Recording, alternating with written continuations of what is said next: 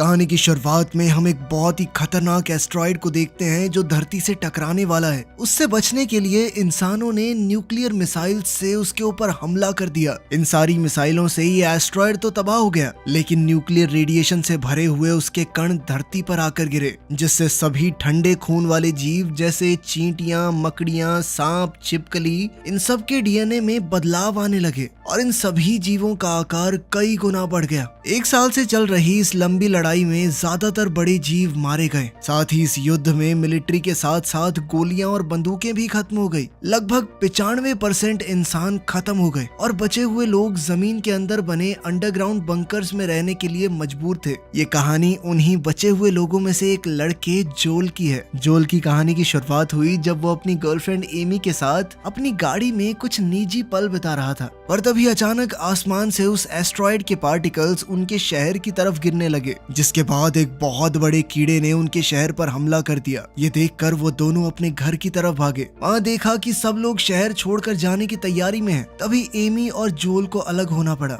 जाने से पहले जोल ने एमी से कहा कि वो उसे जल्द ही ढूंढ लेगा। जाते वक्त रास्ते में जोल का परिवार इन जीवों के हमले में फंस गया। जोल तो गाड़ी से निकल गया, लेकिन उसके माँ बाप अंदर ही फंसे रह गए। अपने आखिरी लम्हों में जोल की माँ ने उससे भागने को कहा। ना चाहते हुए भी जोल जैसे ही वहाँ से आगे गया, एक विशालकाय जीव ने उनकी गाड़ी पर पैर रख दिया। अपने माँ बाप को अपनी आंखों के सामने मरता देख जोल सुन्न रह गया। आसपास के लोगों ने जोल को पकड़कर वहाँ से ले जाने के लिए गाड़ी में बैठाया, लेकिन जोल इस हादसे से उभर नहीं पाया। इस हादसे को अब 7 साल बीत चुके हैं। जोल अब उन्हीं लोगों के साथ है जिन्होंने उसकी जान बचाई थी। इस बंकर में सभी अपने अपने पार्टनर्स के साथ रहते हैं, सिवाय जोल के। जोल अभी भी अपने माँ बाप के हादसे से उभर नहीं पाया था और उसकी घबराहट के चलते उसे बाहर नहीं भेजा जाता था, और तब से उसके अंदर एक घबराहट बैठ गई थी। जैसे ही वो इन जीवों को देखता तो सुन्न रह जाता, कुछ भी कर नहीं पाता था। उसकी इसी घबराहट के चलते उसे कभी बाहर नहीं भेजा जाता था। जोल बंकर के अंदर ही सबके लिए खाना बनाता, साफ सफाई करता, और पिछले 7 साल से वो अपनी जिंदगी ऐसे ही काट रहा था। अभी एक दिन उनके बंकर में एक बहुत बड़ी चींटी घुस गई। ग्रुप के सभी आदमी उससे लड़ने के लिए तैयार हो गए। जोल भी इस लड़ाई का हिस्सा बनना चाहता था, लेकिन बाकी लोगों ने जोल को आने से मना कर दिया। अब 4 लोगों का एक ग्रुप इस जीव को मारने गया और बाकी सभी लोग एक थर्मल कैमरा पर ये लड़ाई देख रहे थे। अब इन चारों में से एक को तो उस बड़ी चींटी ने पकड़ लिया। अपने साथियों को मुसीबत में देखकर जोल से रहा नहीं गया और जोल उन्हें बचाने के लिए वहां चला गया। तभी उसे उस बड़ी चींटी की परछाई दिखाई दी। उस चींटी के मुंह में उनका एक साथी था। ये देखकर जोल का डर उस पर हावी होने लगा और जोल अपनी जगह पर जम गया। जब ये विशालकाय चींटी उसकी ओर बढ़ी तो जोल ने अपनी आंखें बंद कर ली, और जब उसने अपनी आंखें खोली तो इस चींटी का सर जोल के पैरों में पड़ा था। ग्रुप के 2 लोगों ने इस चींटी का सर काट दिया। इस घटना से उभरने और अपना ध्यान भटकाने के लिए जोल किसी से रेडियो पर बात करने लगा। ये कोई और नहीं बल्कि एमी ही थी। एमी भी 7 साल पहले हुए उस हादसे में बच गई थी, लेकिन एमी की कॉलोनी यहाँ से बहुत दूर है और 7 साल पहले जब से वो अलग हुए हैं तब से मिल नहीं पाए। एमी को खोजने के लिए जोल ने काफी सारे स्टेशंस पर बात की और आखिरकार उसे ढूंढ ही निकाला। वो दोनों काफी खुशी से एक दूसरे से बातें कर रहे थे,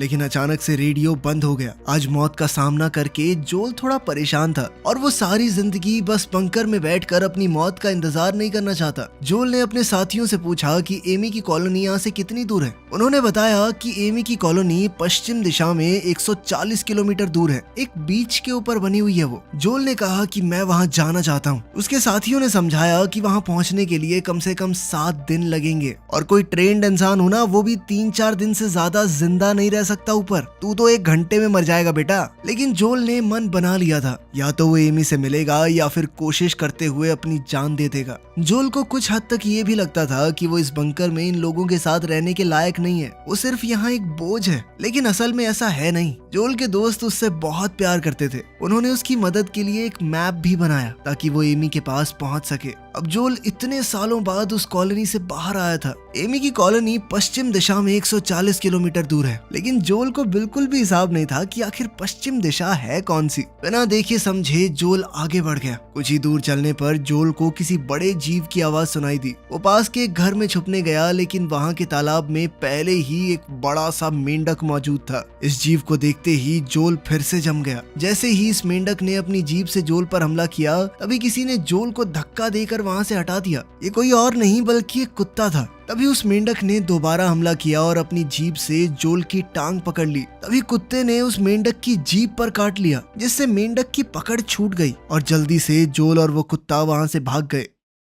जल्द ही ये कुत्ता एक रुकी हुई बस में चढ़ गया। ये बस इस कुत्ते का घर है, जहाँ वो अपनी मालकिन के साथ रहता है। उसकी मालकिन शायद मर चुकी थी। जोल ने देखा कि एक दीवार पर बॉय लिखा है। जैसे ही जोल ने बॉय कहा, कुत्ता एकदम चौकन्ना हो गया, जिससे जोल समझ गया कि इस कुत्ते का नाम बॉय है। वहाँ पड़ी एक रेड ड्रेस को जैसे ही जोल ने उठाया, बॉय ने एकदम से वो ड्रेस जोल से छीन ली, क्योंकि ये बॉय की मालकिन की उसके पास आखिरी निशानी थी। जोल रात भर इस बस में रुका और सुबह होते ही यहाँ से निकल पड़ा। जैसे ही जोल जाने लगा, बॉय भी वो रेड ड्रेस लेकर उसके पीछे आ गया, मानो वो उसके साथ चलना चाहता हो। जिसके बाद जोल ने वो ड्रेस लेकर अपने बैग में रख ली और बॉय को अपने साथ लेकर चल पड़ा। पूरी तरह नष्ट हो चुके इलाकों से निकलते हुए ये दोनों धीरे धीरे अपनी मंजिल की तरफ बढ़ने लगे। तभी रास्ते में जोल को एक पौधे के ऊपर कुछ फल लगे हुए दिखे। उसे बहुत भूख लगी थी, लेकिन जैसे ही वो इस फल को खाने लगा, बॉय उसकी टांग खींचने लगा, मानो वो चाहता हो कि जोल ये ना खाए। जोल समझ गया कि शायद ये जहरीले होंगे। आगे बढ़ते हुए जोल अपने सफर के अनुभव को एक किताब में लिखता रहा। अचानक चलते चलते जोल एक बड़े से गड्ढे में गिर गया। जैसे ही उसने ऊपर चढ़ने की कोशिश की, उसने महसूस किया कि वो यहाँ अकेला नहीं है। जमीन पर बड़ी बड़ी हड्डियां पड़ी थी, यानी वो इस चीज का पहला शिकार तो नहीं होगा। अचानक बहुत फुर्तीले खून चूसने वाले कीड़ों ने उसके ऊपर हमला बोल दिया, लेकिन ऐन वक्त पर किसी अनजान आदमी ने उसे रस्सी से ऊपर खींच लिया। इस आदमी का नाम है क्लाइड और उसके साथ मौजूद ये छोटी बच्ची मीनो भी बहुत खतरनाक है। उसने ग्रेनेड से उन सभी कीड़ों को उड़ा दिया। क्लाइड ने जोल से कहा कि तुम्हें यहाँ अकेले नहीं घूमना चाहिए। इस पर जोल ने बताया कि मैं अकेला नहीं हूँ, एक कुत्ता है मेरे साथ और मैं अपनी गर्लफ्रेंड एमी को ढूंढने के लिए उसकी कॉलोनी में जा रहा हूँ। क्लाइड ने कहा कि वो उत्तर दिशा की तरफ जा रहा है, जहाँ पहाड़ और बर्फ है, क्योंकि वहाँ पर एक खास कॉलोनी है और ठंड के कारण ये जीव वहाँ नहीं आते। क्लाइड ने कहा कि थोड़ी दूर तक तो हमें साथ ही जाना है, तो अगर जोल चाहे तो उनके साथ चल सकता है। थोड़ी देर चलने के बाद वो लोग एक पहाड़ पर रुके। मीनो जोल को तीर चलाना सिखा रही थी, लेकिन जोल का निशाना बेहद खराब था। मीनो ने बताया कि उसके पिता उनकी कॉलोनी के सबसे बढ़िया तीरंदाज थे, लेकिन जब इन खतरनाक जीवों के एक झुंड ने उनकी कॉलोनी पर एक साथ हमला कर दिया, तो मीनो के पिता के साथ साथ क्लाइड का बेटा भी मारा गया। तब से क्लाइड और मीनो एक साथ एक सुरक्षित कॉलोनी की तलाश में हैं, जहां वो जिंदगी आराम से जी सकें। तभी जंगल से क्लाइड को एक जीव उनकी तरफ आता हुआ दिखाई दिया। क्लाइड ने जोल से कहा कि इस जीव को अब तुम्हारी खुशबू मिल चुकी है, इसलिए अब ये तुम्हारा पीछा बहुत लंबे समय तक करेगा। खैर जल्द ही वो वहाँ से निकल गए। दरअसल मीनो और क्लाइड काफी वक्त से धरती पर सरवाइव कर रहे हैं, इसीलिए उन्हें इन जीवों के बारे में काफी कुछ पता है। आगे चलकर क्लाइड को एक बहुत बड़ा स्नेल दिखा। क्लाइड ने जोल से कहा कि बिल्कुल भी हिलना मत, लेकिन जोल तो घबराकर वैसे भी जम चुका था। क्लाइड ने धीरे से जोल को टी शर्ट उतारने को कहा और ये टी शर्ट उसने स्नेल पर रख दी और स्नेल भी बिना उन्हें नुकसान पहुंचाए वहां से चला गया। क्लाइड ने ऐसा इसलिए किया क्योंकि अब ये स्नेल जहां भी जाएगा जोल की खुशबू को फैलाता रहेगा, जिससे वो जीव जो उनके पीछे पड़ा है वो थोड़ा कंफ्यूज हो जाएगा। इस पर जोल ने पूछा कि स्नेल ने हमारे ऊपर हमला क्यों नहीं किया, जिस पर क्लाइड ने उसे बताया कि कुछ जीव अच्छे भी होते हैं। मीनो ने कहा कि अगर तुम कभी कंफ्यूज्ड हो तो उनकी आंखों में देख लेना, तुम्हें समझ आ जाएगा, आंखें कभी झूठ नहीं बोलती।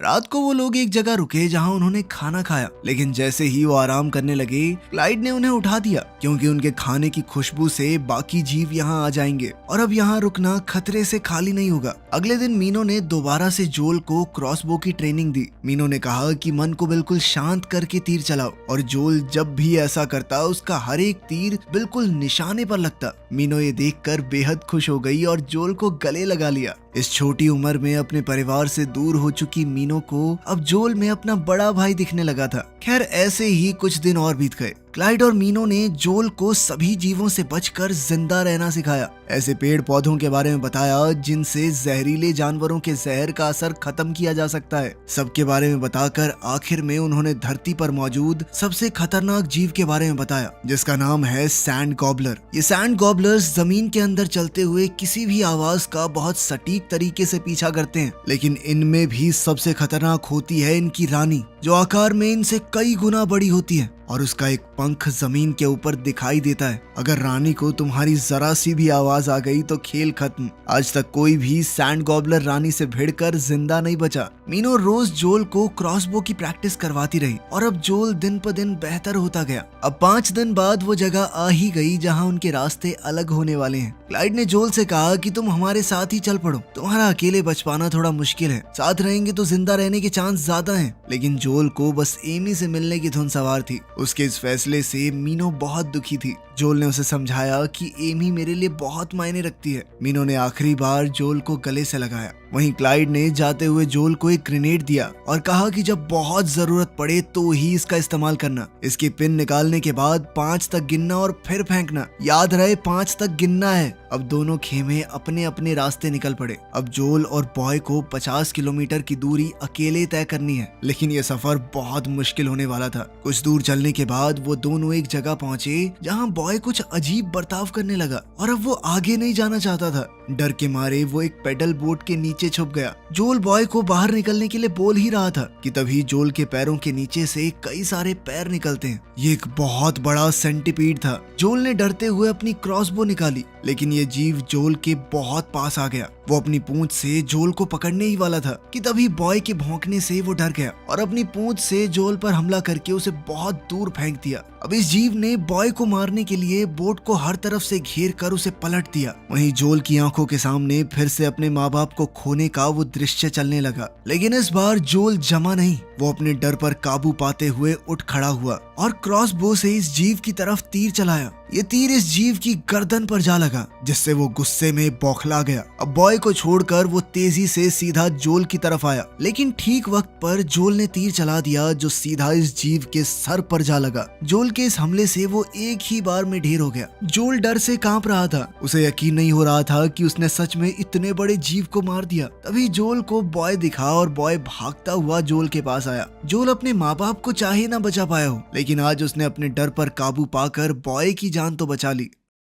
अगले दिन सुबह ये दोनों एक बड़े से खड्डे के पास पहुंचे और बॉय फिर से अजीब हरकतें करने लगा, भागने लगा। जोल समझ गया कि कोई खतरा पास में है। तभी जोल ने जमीन के अंदर से एक जीव को अपनी तरफ आते हुए देखा, जिसका एक पंख बाहर है, यानी ये तो रानी है, सैंड गॉबलर्स की रानी। जोल ने बचने के लिए एक छोटा सा खिलौना दूर फेंक दिया ताकि रानी उसकी आवाज से उस ओर चली जाए। और जिस तरफ जोल ने वो खिलौना फेंका, सैंड गॉबलर क्वीन वहां जमीन फाड़ कर बाहर निकल आई। जोल बिना वक्त बर्बाद किए वहां से भागा और रानी भागी उसके पीछे। भागते हुए जोल अचानक नीचे गिर पड़ा और उसका बैग उससे छूट गया। जोल बॉय के पीछे पीछे एक पेड़ के तने में छुप गया। जोल ने बॉय का मुंह बंद कर दिया ताकि कोई आवाज ना आए, और जब कोई आवाज नहीं आई तो वो रानी वहां से जाने लगी। लेकिन तभी जॉय के बैग से बॉय की मालकिन की रेड ड्रेस नदी में गिर गई। ये देखते ही बॉय अपनी जान की भी ना परवाह करते हुए उस ड्रेस को बचाने के लिए भागा। जोल ने उसे रोकने की कोशिश की, लेकिन बॉय नहीं रुका। अब क्वीन दोबारा से उनकी तरफ आने लगी।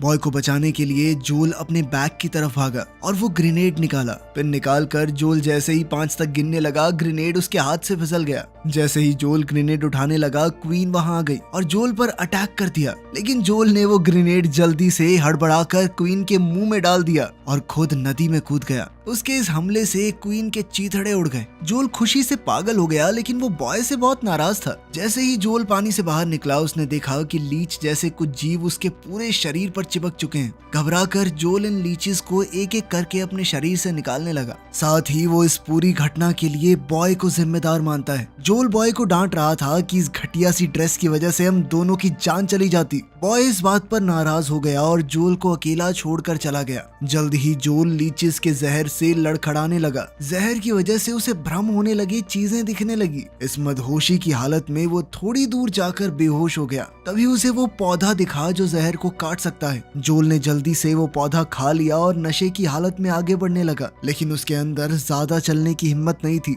इसीलिए जोल एक जगह टिक कर बैठ गया। जिसके बाद अचानक से जोल को वहाँ एमी दिखाई दी। 7 साल बाद एमी को दोबारा देखकर जोल ने उसे देखते ही किस कर दिया और फिर दोबारा से बेहोश हो गया। जब होश आया तो उसने देखा कि जोल अब एमी की कॉलोनी में है। एमी को सच में अपने सामने देखकर जोल को बहुत खुशी हुई और हैरानी भी। एमी ने उसे आराम करने को कहा। जोल ने कहा कि इतने वक्त बाद तुम्हें दोबारा से चूम कर मुझे बहुत अच्छा लगा, लेकिन एमी ने बताया कि तुमने मुझे नहीं इस बुढ़े को किस की थी। इसके बाद एमी ने बताया कि उनकी कॉलोनी में कुछ लोग आए हैं जिनमें से एक जहाज का कैप्टन है और वो सब लोगों को एक सुरक्षित जगह ले जाना चाहता है। जोल को ये बातें कुछ अजीब सी लगी, लेकिन तभी एमी किसी काम से वहाँ से चली गई। जब जोल अपने कमरे से बाहर आया तो कॉलोनी की सुंदरता को देखकर दंग रह गया और साथ ही बाहर आने पर उसने एक बीच देखा। एमी की कॉलोनी अंडरग्राउंड तो है, लेकिन पीछे समुद्र होने की वजह से वो लोग सुरक्षित हैं, क्योंकि ये सारे जीव पानी पसंद नहीं करते। जोल को बाहर देखकर एमी उससे बात करने आई। तभी वो कैप्टन और उसके कुछ साथी भी वहाँ आ गए।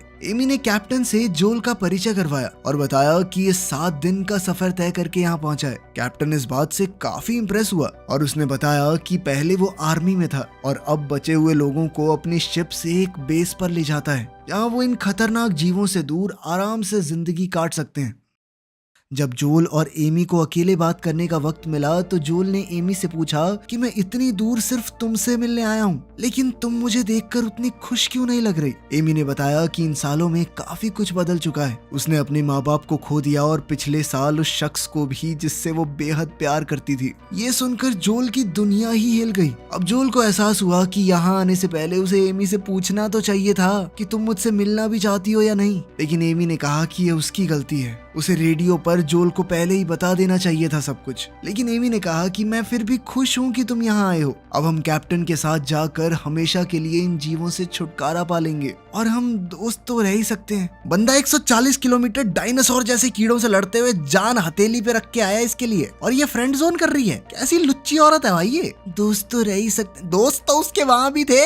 जोल इस वक्त कुछ भी सोचने समझने की हालत में नहीं था। कुछ देर बाद जोल ने रेडियो से अपनी कॉलोनी से बात करने की कोशिश की, लेकिन बात नहीं हो पाई। तभी वो बूढ़ा आदमी जोल के पास आया और कुछ फल और बियर जोल को दी। ये एक नई जिंदगी की शुरुआत के लिए कैप्टन की तरफ से पूरी कॉलोनी के लिए गिफ्ट है। अब जोल ने वो मैप देखा जो उसके दोस्तों ने उसे दिया था। इस मैप के पीछे उन्होंने उसके लिए मैसेजेस लिखे थे, जिन्हें पढ़कर जोल भावुक हो गया और उसे समझ आया कि उसकी कॉलोनी के लोग उससे कितना प्यार करते हैं, और एक लड़की जिससे वो 7 साल से नहीं मिला था, उससे मिलने के चक्कर में वो उनको छोड़ के आ गया। तभी रेडियो पर जोल की कॉलोनी का एक मैसेज आया। वो सब जोल की आवाज सुनकर बेहद खुश हुए कि वो इतनी दूर पहुंच गया। जोल ने अपने साथ हुई सारी घटनाएं सुनाई, जिनसे वो सब बहुत हैरान थे कि जोल ने ये सब अकेले कैसे कर लिया। जोल ने उनसे पूछा कि वो सब कैसे हैं। तब उन्होंने बताया कि जोल के जाने के बाद वहाँ काफी बार हमला हुआ और वो कॉलोनी अब सुरक्षित नहीं है। तभी अचानक कनेक्शन टूट गया। अब जोल ने फैसला कर लिया कि वो अपने दोस्तों के लिए वापस जाएगा और उन्हें बिना लिए कैप्टन के साथ आगे नहीं बढ़ेगा।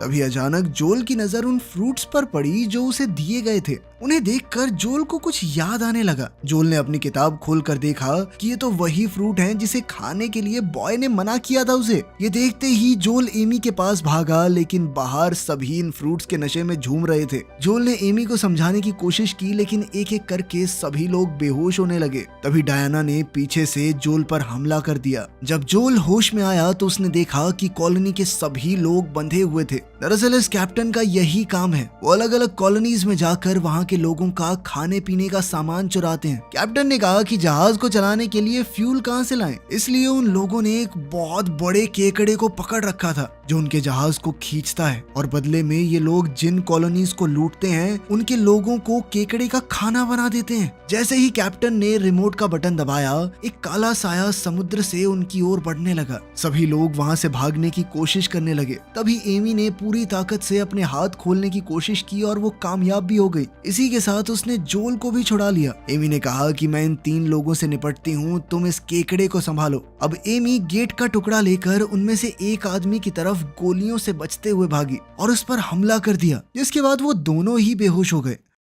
दूसरी तरफ वो केकड़ा पास आ रहा था। जोल ने पास पड़ी एक रॉड उठाई और केकड़े की तरफ भागा। वो केकड़ा जैसे ही जोल पर कूदा, जोल ने अपनी रॉड से उसे मार कर उल्टा गिरा दिया। उल्टा गिरने की वजह से वो केकड़ा अब उठ नहीं पा रहा था। जैसे ही जोल उस केकड़े को मारने के लिए आगे बढ़ा, कैप्टन ने अपने रिमोट से उस केकड़े को बिजली का जोरदार झटका दिया, जिसके बाद वो केकड़ा झन्न से उठ खड़ा हुआ और उसने जोल पर जबरदस्त वार किया। जब एमी को होश आया, उसे अपने सामने डायना दिखी और इन दोनों के बीच लड़ाई शुरू हो गई, लेकिन डायना ने एमी को आसानी से हरा दिया। इधर वो केकड़ा जैसे ही जोल की तरफ बढ़ रहा था, अचानक बॉय वहां आ गया और उस केकड़े और जोल के बीच में खड़ा हो गया। वो केकड़ा बॉय को देखकर थोड़ा शांत हो गया। कैप्टन ने डायना से कहा कि इस कुत्ते को मार दो। जैसे ही डायना अपने हाथ में लगा रॉकेट लॉन्चर चलाने लगी, एमी ने उसके हाथ पर वार किया, जिससे डायना का निशाना चूक गया और वो ग्रेनेड सीधा उस केकड़े को जा लगा। इस हमले से केकड़े को बहुत चोट आई। अभी कैप्टन खुद नीचे आया और एमी को ऐसा मारा कि वो बेहोश हो गई।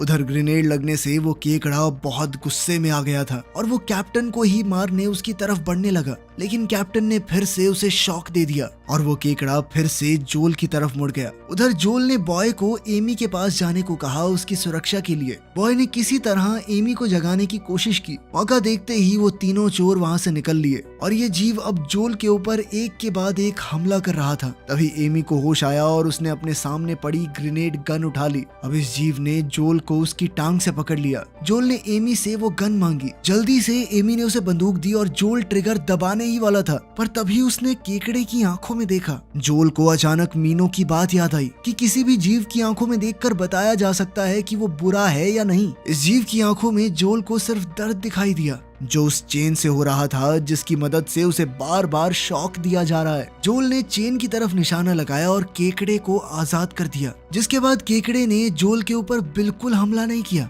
जैसे ही जोल नीचे गिरा, एमी उसके पास आ गई। तभी वो केकड़ा भी जोल के पास आने लगा, लेकिन पास आकर ऐसे रुक गया मानो वो जोल को अपनी आजादी के लिए शुक्रिया कहना चाहता हो। और फिर वो कैप्टन के जहाज की तरफ बढ़ने लगा। कैप्टन इस वक्त जहाज पर पहुंच चुका था। उसने अपने रिमोट से केकड़े को शॉक देने की कोशिश की, लेकिन कुछ भी नहीं हुआ। अब वो समझ चुका था कि उसकी टाएं टाएं फिस होने वाली है। इसके बाद वो केकड़ा एक एक करके उन तीनों को जिंदा निकल गया और साथ ही उनके जहाज को भी तबाह कर दिया। ये सब हो जाने के बाद जोल अब अपनी कॉलोनी वापस जाने के लिए तैयार हो गया, लेकिन जोल ने जिस बहादुरी से एमी और उसकी पूरी कॉलोनी की जान बचाई थी, ये देखने के बाद एमी दोबारा से जोल को पसंद करने लगी थी और उसने जोल को रुकने के लिए कहा। लेकिन जोल ने कहा कि मेरे दोस्तों को मेरी जरूरत है, इसीलिए मुझे तो जाना ही होगा। जोल ने एमी को इन जीवों से लड़ने के लिए अपनी लिखी हुई किताब दी, जिसके अंदर उसने इन सब की कमजोरियां लिखी हुई हैं। जोल ने एमी को शुक्रिया कहा, क्योंकि उसी के कारण जोल यहाँ तक आया और इस सफर ने उसकी जिंदगी बदल दी। जाते हुए जोल ने हिम्मत करके एमी को किस कर ही दिया, जिसके बाद एमी ने कहा कि तुमने तो मेरे लिए 140 किलोमीटर का सफर तय कर लिया, इस बार तुम्हें ढूंढते हुए मैं आऊंगी। तो आपके हिसाब से एमी का दूसरा चांस बनता है या नहीं? कमेंट्स में जरूर बताना। मिलते हैं अगली वीडियो में।